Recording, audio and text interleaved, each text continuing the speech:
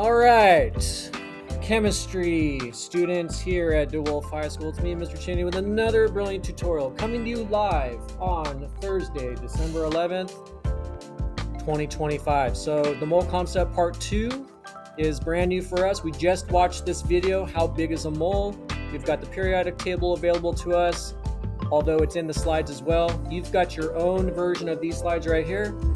And let's get started on how this works.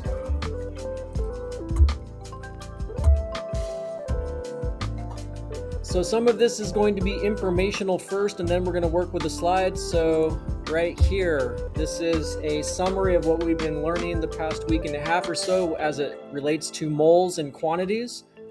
So I'm just going to read through this real quick. So volume and mass of a mole. A dozen roses, a dozen bagels, and a dozen eggs all have 12 representative particles. Because roses, bagels, and eggs are different representative particles, their respective masses and volumes are different.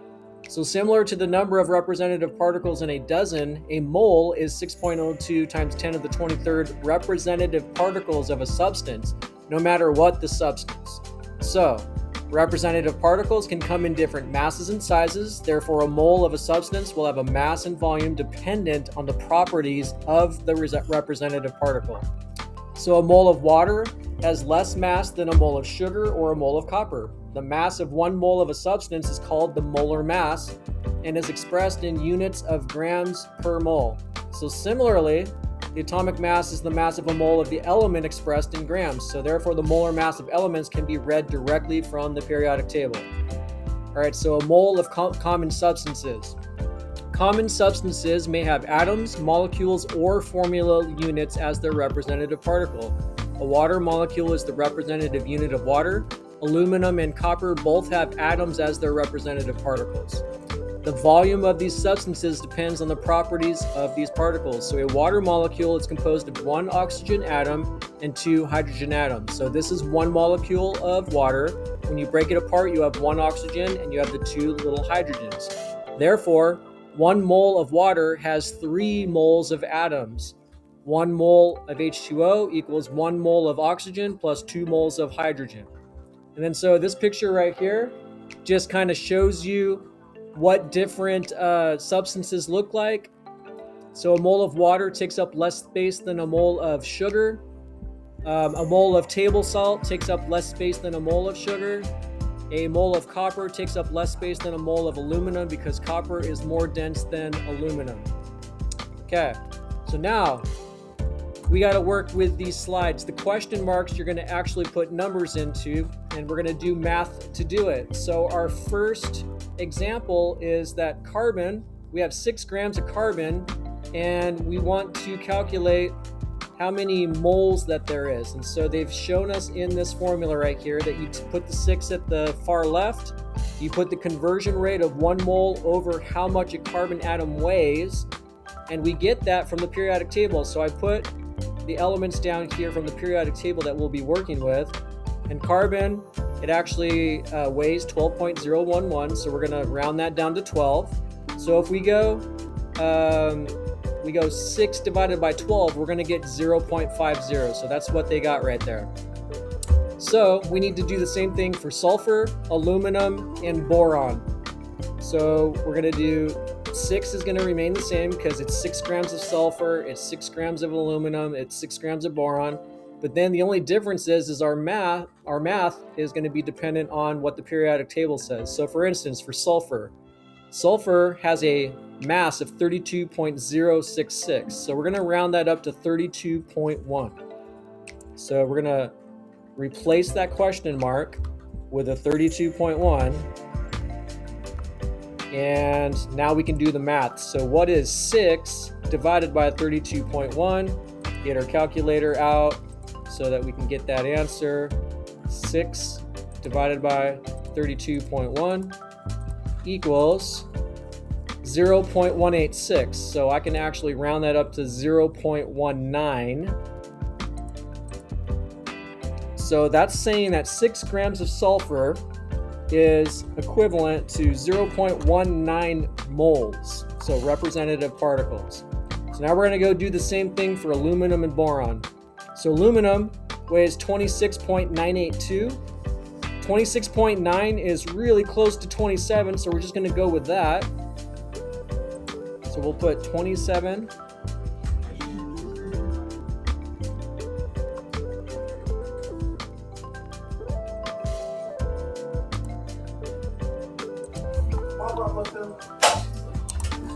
All right, so that sulfur, it weighs 27, and then now we got to do the math. So we got 6 divided by 27 is going to be a number. Thank you. So we'll get our calculator back up. 6 divided by 27 equals 0.22. So we're going to put 0.22 here. And then lastly, we have boron. So boron weighs 10.8. That is close enough to 11 to put it at 11. And so now we've got 6 divided by 11 will be the answer for boron. So 6 divided by 11 is 0.54. And since we have a 5 over there, we can actually round it up to 0.55. 0.55, okay. Okay, so that's that table. That's how we do the molar mass. That's just a periodic table that I threw in there. And then now we have molar mass of compounds. So this is just taking it up a step and doing the same math, but breaking apart molecules instead. So carbon dioxide, it's got 2 different elements. It's got 1 carbon and it's got 2 oxygens. So you have to add those elements together to get the total grams. All right, so if I have 1 molecule of carbon dioxide, that means I have 1 carbon and I have 2 oxygens. 1 carbon is equal to 12. Oxygens are equal to 16, so I'm going to go 12 plus 16 plus 16, and that's where I get my 44. In case you don't believe me, let's do the calculation. So 12 is what a carbon weighs, plus 16 is what an oxygen weighs, and we have 2 oxygen molecules, so that's going to give us our 44. All right, so if we have 2 molecules of carbon dioxide, that means we need to move these numbers up into this chart to represent the numbers for what we're working on. All right, so there's 2 carbons in 2 carbon dioxide molecules. There's 4 oxygens because if 1 carbon dioxide has 2 oxygens, 2 of those molecules would have 4 because 2 times 2 is 4.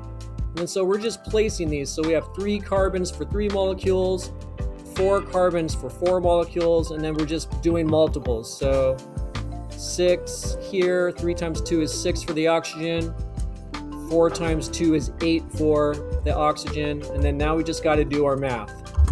All right, and since we probably don't have to do the calculations because we can see that in a linear way they're going to get bigger. So if we have 1 molecule, it's 44. Our next biggest box over here is 88 because we've doubled up. We have 2 molecules of carbon dioxide, so 44 times 2 would be 88. Okay, 44 times 3 would be 132. And 44 times 4 would give us our 176. Thank you. Okay, so that's how we do those calculations when we're talking about molecules and not just elements. And now we've got the last 2 slides to go through. I might put this into 2 parts as a video because